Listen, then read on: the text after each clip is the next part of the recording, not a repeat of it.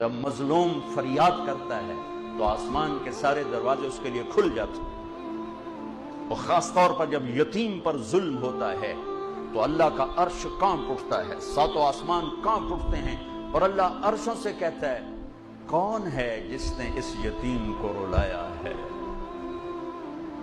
आज कितने यतीमों की जायदादों पे कब्जे हो चुके हैं और कितने उनके लिए केस तैयार हैं कि इन्हीं की है, यतीमों की नहीं है।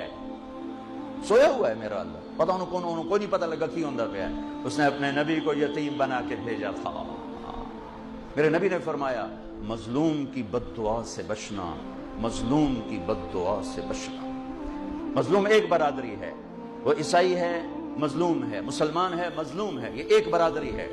मजलूम की बद्दुआ, मेरे नबी ने कहा अल्लाह और उसकी बद्दुआ के दरमियान कोई चीज रुकावट नहीं होती, मजलूम की बद्दुआ से।